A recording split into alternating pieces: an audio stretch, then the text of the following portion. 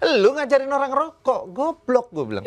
Sekarang vape belum mau begitu, enggak ada gue bilang. Orang di usia Anda yang masih anak-anak genset, fokusnya kerja.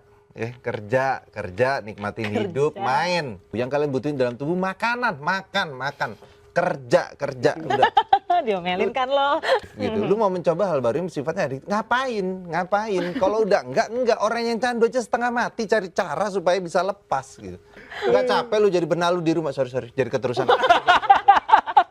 Saya kalau di sosial media itu ada pesan nggak sih buat vape-vape atau pemula-pemula atau pemuda-pemuda yang menganggapnya bahwa nge-vape itu sebagian dari gaya hidup, buat keren-kerenan doang gitu.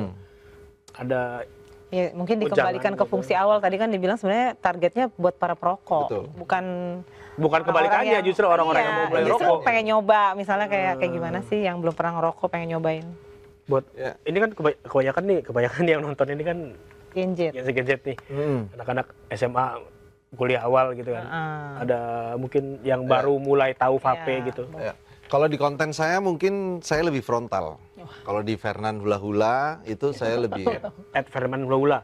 Fernan Hula Hula ya. Fernan Hula Hula saya mungkin lebih frontal, tapi ada lucunya juga. Cuman kalau di sini saya akan mencoba lebih tidak frontal. Tapi tidak frontal. Lebih kalem. Di usia Anda yang masih anak-anak genset, fokusnya kerja. Kerja, nikmatin hidup, main. Gak usah fokusnya pakai sosokan nyobain hal-hal baru yang kalian nggak butuhin dalam tubuh. Yang kalian butuhin dalam tubuh makanan. Kerja, udah. Diomelin kan lo. Apa sih mencoba hal baru yang bisa bikin lu candu? Nikotin itu kan sifatnya adiktif gitu. Lu mau mencoba hal baru yang sifatnya adiktif. Ngapain? Kalau udah enggak. Orang yang candu aja setengah mati cari cara supaya bisa lepas gitu. Dan lu mencoba alatnya untuk melepas itu. Lah kan lu belum kecanduan, ngapain lu coba kerja cari pacar, kawin, ngapain kayak nyicil rumah, kayak ngapain lu pakai sosokan pakai nge-vape segala ngerokok segala, nggak usah aneh-aneh. No cicilan motor lu lunasin dulu pakai sosokan spend duit buat vape. Cicilan motor. Nggak capek lu jadi benalu di rumah, sorry, jadi keterusan.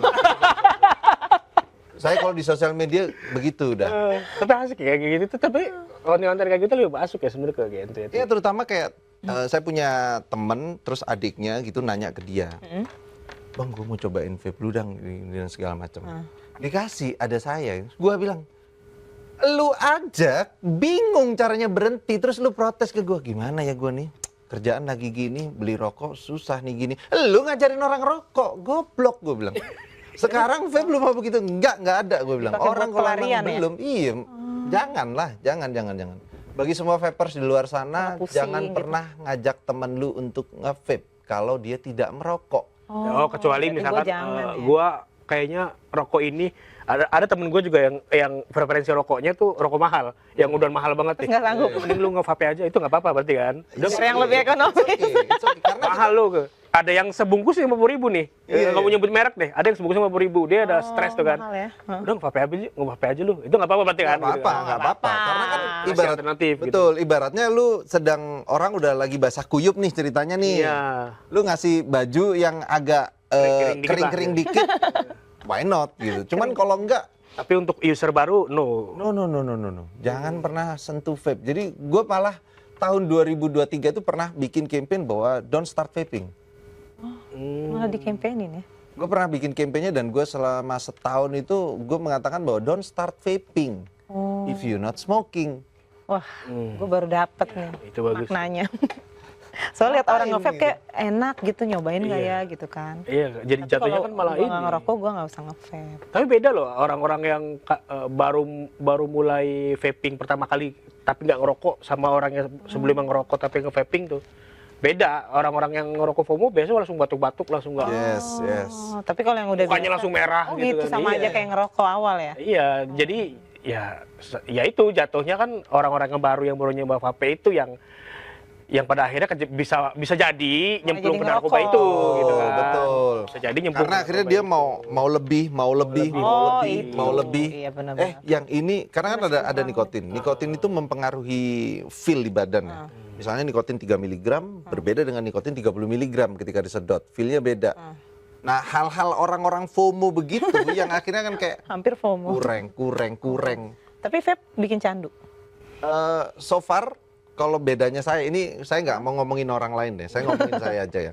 Dulu saya kalau nggak ngerokok lebih dari sejam, stres, pusing, dan segala macam. Untungnya di era saya naik kereta api itu bisa ngerokok. Oh, enak ya.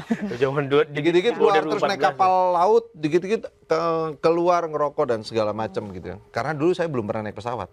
Coba kalau zaman dulu saya naik pesawat pusing, nggak bisa ngerokok, jendelanya nggak bisa dibuka. Nah sekarang saya setelah nge-vape gitu ya, ya udah misalnya saya di kamar nggak nge-vape berjam-jam ya sudah gitu. Nggak ada masalah. Saya naik pesawat ke mana yang agak jauh gitu, Iya, misalnya kayak- ke Bogor. Jauh nggak sih Bogor itu? naik pesawat. Gue bingung pesawat ke bawah. Kurang jauh berarti. Sorry. Perahu Itu kali. nggak masalah juga gitu.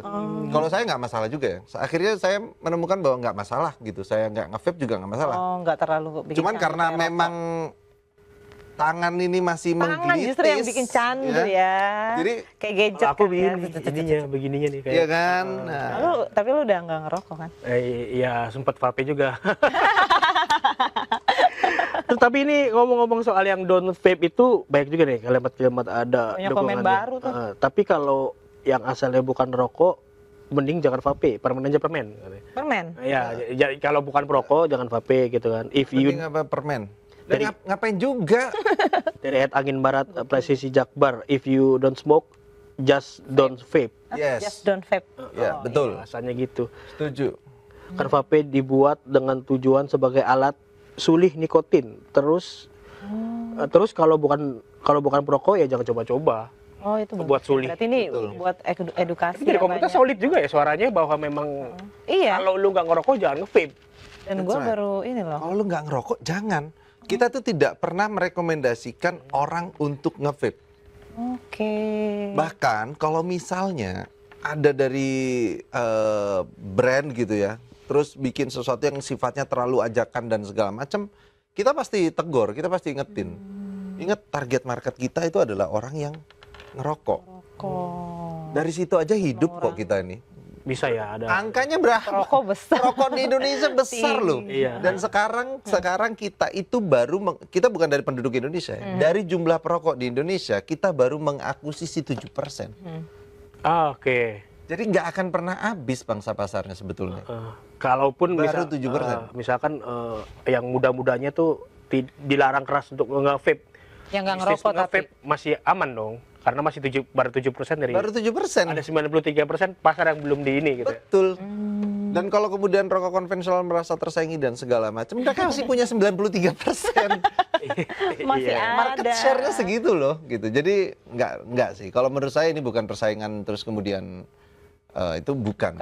Bukan di situ ya. Ini murni karena memang lagi marak aja, lagi ada gila-gilanya orang yang pakai narkoba itu di vape.